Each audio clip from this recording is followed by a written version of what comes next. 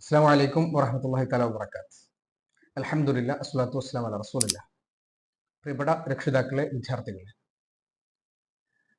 ഇൻഷാ അല്ലാഹ് നാളെ നമ്മുടെ ആനുവൽ എക്സാമിനേഷൻ ആരംഭിക്കുകയാണ്.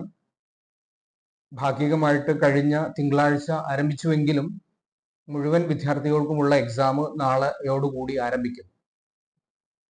ഈ സമയത്ത് നിങ്ങളോട് സംവദിക്കാനുള്ളത്, ആനുവൽ എക്സാമിനേഷൻ എന്ന് പറയുമ്പോൾ സ്വാഭാവികമായിട്ടും ചില രക്ഷിതാക്കളുടെ അല്ലെങ്കിൽ വിദ്യാർത്ഥികളുടെ ഉള്ളിൽ ആശങ്കകൾ വരാൻ സാധ്യതയുണ്ട്. അതുമായി ബന്ധപ്പെട്ടും അതുപോലെ തന്നെ പരീക്ഷാ സമയങ്ങളിൽ നമ്മൾ ശ്രദ്ധിക്കേണ്ട രണ്ട് കാര്യങ്ങളും കൂടെ സൂചിപ്പിച്ച് ഈ വീഡിയോ ഇവിടെ അവസാനിപ്പിക്കാം. ഓരോ പരീക്ഷകളും നടത്തുന്നത് നമ്മൾ ഓരോ അക്കാഡമിക് ഇയറിൽ പ്രത്യേകം സിലബസും ആ സിലബസ് വിദ്യാർത്ഥികളിൽ ഉൾക്കൊണ്ടിട്ടുണ്ട് അല്ലെങ്കിൽ വിദ്യാർത്ഥികൾ അതിനെ മനസ്സിലാക്കിയിട്ടുണ്ട് എന്നുള്ളത് ബോധ്യപ്പെടുന്നതിന് വേണ്ടിയിട്ടാണ്. അങ്ങനെ അത് മനസ്സിലാക്കുകയും തുടർന്ന് അതിന് ആവശ്യമായിട്ടുള്ള തുടർ നടപടികൾ സ്വീകരിക്കുകയും ചെയ്യുക എന്നുള്ളതാണ്. പ്രത്യേകിച്ച് 1 മുതൽ 7 വരെയുള്ള ക്ലാസ്സുകളിൽ നിലവിൽ കുട്ടികളുടെ ബേസ്മെന്റ് തെറവാക്കി കുട്ടികളെ വളർത്തിയെടുക്കുകയും അവരുടെ ലക്ഷ്യങ്ങളിലേക്ക് അവരെ വളർത്തിയെടുക്കുകയും ചെയ്യുക എന്നുള്ളതാണ്. ആയതുകൊണ്ട് തന്നെ വിദ്യാർത്ഥികൾ പ്രത്യേകിച്ച് ഈ ക്ലാസ്സുകളിൽ ശ്രദ്ധിക്കേണ്ടത്, നിലവിൽ പഠിക്കാനുള്ള പാഠഭാഗങ്ങളെ ശ്രദ്ധയോടുകൂടെ പഠിക്കുകയും റിവൈസ് ചെയ്ത് പരമാവധി സമയം ഇതിനു വേണ്ടി കണ്ടെത്തി പരീക്ഷാ ഹാളിൽ വളരെ കോൺഫിഡൻസോടുകൂടി പ്രവേശിക്കുക എന്നുള്ളതാണ് ആദ്യമായിട്ട് ചെയ്യാനുള്ളത്. നമ്മൾ ഈ പരീക്ഷയെ പേടിയോടുകൂടി അഭിമുഖീകരിക്കുമ്പോൾ തീർച്ചയായിട്ടും നമുക്കൊക്കെ അറിയാം, നാം പഠിച്ചതുപോലും എഴുതാൻ കഴിയാത്ത ഒരു വിഷയങ്ങൾ നമുക്ക് വരും. അപ്പൊ ആയതുകൊണ്ട് തന്നെ വിദ്യാർത്ഥികൾ ശ്രദ്ധിക്കേണ്ടത് പ്രധാനമായും സമയബന്ധിതമായിട്ട് തന്നെ ക്യാമ്പസുകളിൽ എത്തുക. പ്രത്യേകിച്ച് പ്രൈവറ്റ് വാഹനങ്ങളിൽ വരുന്ന ആളുകൾ പ്രത്യേകം ശ്രദ്ധിക്കുക. അതോടൊപ്പം തന്നെ പരീക്ഷാ ഹാളിലേക്ക് വരുന്ന സമയത്ത് ഹാൾ ടിക്കറ്റ്, കൂടെ ആവശ്യമായ വെള്ളം, മറ്റു കാര്യങ്ങളൊക്കെ കരുതുകയും ചെയ്യുക.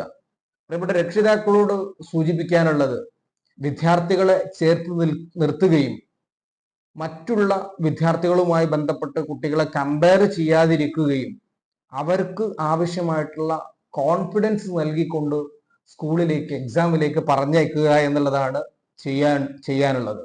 അപ്പൊ ഇത്തരം കാര്യങ്ങൾ നമ്മൾ ചെയ്യുന്നതോടുകൂടി അതോടൊപ്പം തന്നെ നന്നായിട്ട് ഉറങ്ങാനുള്ള ഒരു സമയം കണ്ടെത്തുകയും അതോടൊപ്പം നല്ല ഹെൽത്തി ഭക്ഷണം കഴിക്കുകയും ചെയ്യുക. ഇതൊക്കെ ആവുമ്പോൾ നല്ല രൂപത്തിൽ നമുക്ക് പരീക്ഷകൾ എഴുതാൻ കഴിയും എന്ന് ഞാൻ വിശ്വസിക്കുന്നു. അത് നിങ്ങളെ അറിയിക്കുകയും കൂടെ ചെയ്യുന്നു. ഏതായാലും എല്ലാവർക്കും ഒരു വിജയാശംസകൾ നേരുന്നു. ഞാൻ നേരത്തെ പറഞ്ഞു 1 മുതൽ 7 വരെയുള്ള കാര്യങ്ങൾ. 8ാം ക്ലാസ് മുതൽ അങ്ങോട്ട് 8, 9 ക്ലാസ്സുകളിൽ SSLC പൊതുപരീക്ഷയാണ് 3-ാം തീയതിയാണ് ആരംഭിക്കുന്നത്. ഇൻഷാ അല്ലാഹ് മറ്റൊരു സമയത്ത് സംവദിക്കാം.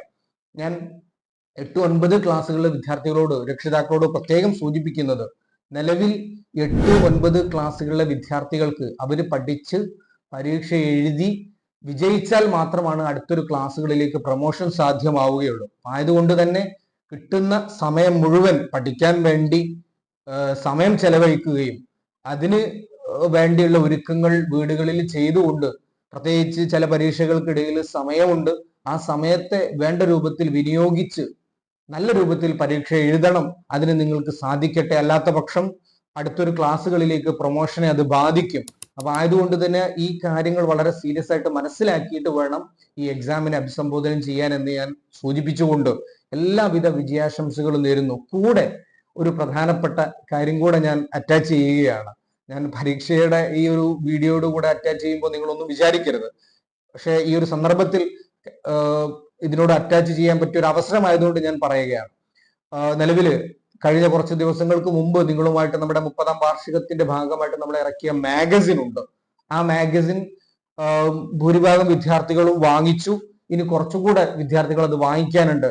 ഞാൻ ആ വിഷയത്തിൽ സൂചിപ്പിക്കുന്നത്, നിങ്ങളെയൊക്കെ പ്രതീക്ഷിച്ചുകൊണ്ട് ആണ് ആ മാഗസിൻ ഇത്രയും കോപ്പി ഇവിടെ ഞാൻ മുൻകൈ എടുത്ത് അടിച്ചതും. അതുപോലെ തന്നെ പ്രത്യേകിച്ച് വിദ്യാർത്ഥികൾ ഓരോ മാഗസിൻ വാങ്ങിക്കുമ്പോൾ അവർക്കതൊരു നല്ല അസറ്റായിട്ട് മാറണം. ഒന്ന്, നമ്മുടെ 30ാം വാർഷികത്തിന്റെ ഒരു ഐഡന്റിറ്റി, നമ്മുടെ സ്ഥാപനത്തിന്റെ ഒരു അടയാളപ്പെടുത്തലാണ് ഈ മാഗസിൻ എന്ന് പറയുന്നത്. അപ്പൊ അത് നിർബന്ധമായിട്ട് ഉണ്ടാവുന്നതോടൊപ്പം തന്നെ വിദ്യാർത്ഥികളുടെ ഫോട്ടോസ് അഥവാ ഓരോ ക്ലാസിന്റെയും ക്ലാസ് ഫോട്ടോസും കൂടെ ഇൻക്ലൂഡ് ചെയ്തിട്ടാണ് നമ്മൾ ആ മാഗസിൻ ഇറക്കിയത്. ആയതുകൊണ്ട് തന്നെ നിർബന്ധമായിട്ടും അല്ലാതെ വാങ്ങിക്കണം. ഇന്ന് കുട്ടികളുടെ കയ്യിൽ അത് കൊടുത്തു വിടുന്നുണ്ട്.